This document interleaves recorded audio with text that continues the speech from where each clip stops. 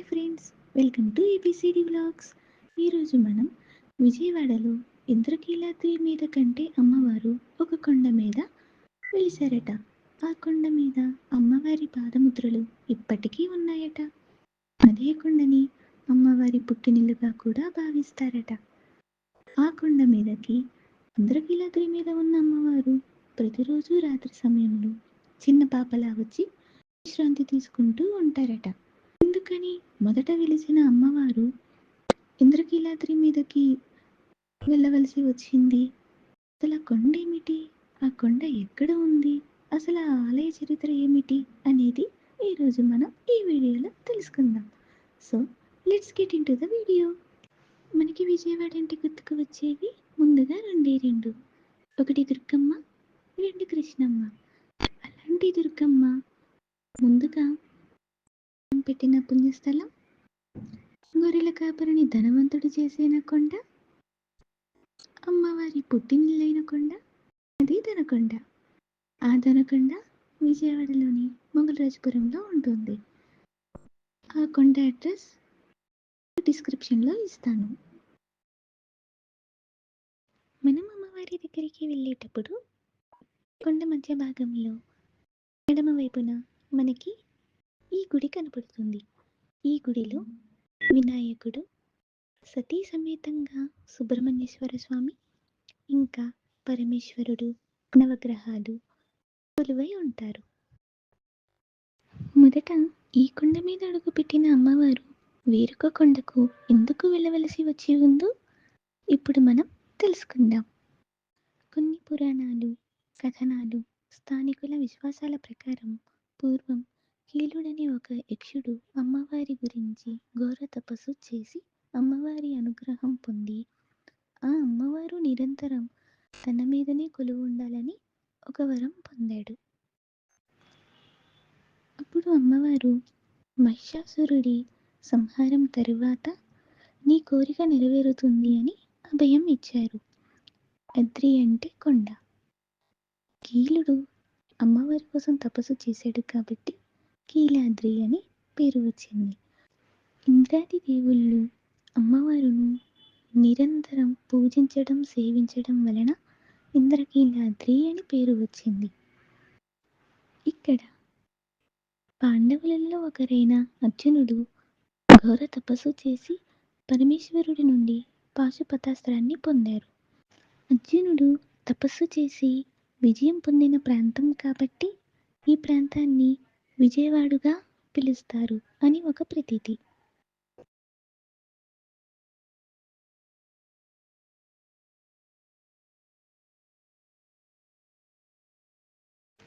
ఇప్పుడు మనం ఈ కొండని దనకొండ అని ఎందుకు పిలుస్తారో తెలుసుకుందామా? స్థానికులు, పూర్వీకులు బలంగా నమ్మే కథనం ప్రకారం, క్షేత్ర పురాణంలో భాగం ప్రకారం చాలా కాలం క్రితం ఈ ప్రాంతం దట్టమైన అడవిగా ఉండేది. అక్కడ గొల్లవాడు అనే ఒక పేద వ్యక్తి జీవించేవాడు. అతను తన జీవనం కోసం పశువులను మేపుకుంటూ కొండ ప్రాంతంలో తిరిగేవాడు. ఒకరోజు పశువులను మేపుతూ అలసిపోయి కొండపై ఉన్న ఒక చిన్న గుహ దగ్గరికి వెళ్ళాడు. ఆ గుహలో అతనికి దివ్యమైన తేజస్సుతో అమ్మవారు దర్శనమిచ్చారు. అమ్మవారిని దర్శించిన గొల్లవాడు అత్యంత భక్తితో నమస్కరించి తన యొక్క కష్టాలని, పేదరికాన్ని తొలగించమని, తమ కుటుంబం సుఖంగా జీవించేందుకు ధనాన్ని ప్రసాదించమని వేడుకున్నాడు. గొల్లవాడి నిష్కపటమైన భక్తికి కరుణించి అతని పేదరికానికి కరిగిపోయిన అమ్మవారు అతనికి అపారమైన ధనాన్ని, బంగారాన్ని ఇచ్చి అనుగ్రహించారు. అయితే అమ్మవారు మాత్రం ఒక షరతు పెట్టారు. ఈ ధనాన్ని తీసుకొని వెళ్ళు. నీవు ఎంత దూరం వెళ్ళినా సరే వెనక్కి తిరిగి చూడకుండా వెళ్ళాలి. ఒకవేళ వెనక్కి తిరిగి చూస్తే నీవు తక్షణమే శిలగా మారిపోతావు అని చెప్పారు. గొల్లవాడు అమ్మవారికి నమస్కరించి సంతోషంతో ఆ ధనాన్ని తీసుకొని కిందకు వెళ్ళడం ప్రారంభించాడు. కొంత దూరం వెళ్ళాక వెనుక నుంచి ఏదో శబ్దం వినిపించినట్లుగా అనిపించింది.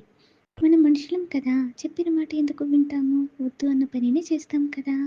ఆ గొల్లవాడికి అమ్మవారు నిజంగానే ధనం ఇచ్చారా లేదా ఇది తన భ్రమ అని అతనికి అనుమానం కలిగింది. ఆ ఆతృతతో అనుమానం కారణంగా అమ్మవారు చెప్పే మాటను మర్చిపోయి గొల్లవాడు వెనక్కి తిరిగి చూశాడు. అమ్మవారి శాసనం ప్రకారం వెనక్కి చూడగానే ఆ గొల్లవాడు తక్షణమే ఒక పెద్ద బండరాతి శిలగా మారిపోయాడు. ఇప్పుడు మనం చూస్తున్న ఈ బండరాయి గొల్లబండ. దీనిని గొల్లశిల అని కూడా అంటారు. కోరిన కోరికలను తీర్చి భక్తుల పాలిట కొంగు బంగారమే నిలిచిన ఈ తల్లి ఉండే ఈ కొండను అప్పటి నుండి భక్తులందరూ ధనకొండగా పిలుస్తూ ఉంటారు.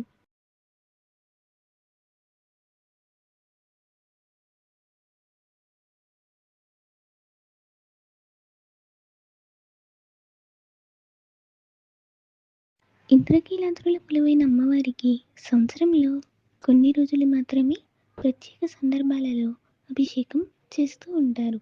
కానీ ఇక్కడి దనకొండ అమ్మవారికి ప్రతిరోజు ఉదయం అభిషేకం జరుగుతూ ఉంటుంది. మీరు ఆ అభిషేకం చూడాలి అని అనుకుంటే ఉదయం ఈ కొండకు వచ్చి ఆలయ నిర్వాహకులను సంప్రదించగలరు. దనకొండ మీద అమ్మవారు ఇంద్రకీలాద్రి మీద అమ్మవారు లాగా కాకుండా ఒక విగ్రహ రూపంలో శ్రీచక్రం మీద అమ్మవారి పాదముద్రలు ఒక కన్ను రూపంతో మనకు దర్శనమిస్తారు. భక్తుల సౌకర్యార్థం కొరకు దేవాలయం వాళ్ళు అమ్మవారి ప్రతిమలను ప్రతిష్ఠించడం జరిగింది.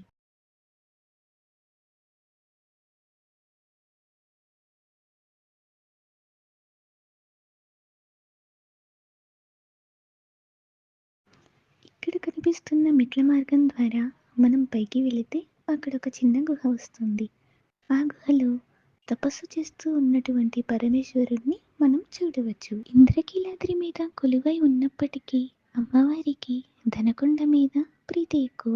అందుకని ప్రతిరోజు రాత్రి ఒక చిన్న పాప రూపంలో ధనకొండ మీదకు వచ్చి విశ్రాంతి తీసుకుంటారు అని ఇక్కడ స్థానికులు చెబుతూ ఉంటారు. అమ్మవారి కరుణ కటాక్షాలతో మీరు మీ కుటుంబ సభ్యులు ఎప్పుడూ సంతోషంగా ఆరోగ్యంగా ఉండాలని కోరుకుంటూ వచ్చే వీడియోలో మరికొన్ని క్షేత్ర విశేషాలతో మీ ముందుకు వస్తాను. అంతవరకు సర్వేజన సుఖినో భవంతు.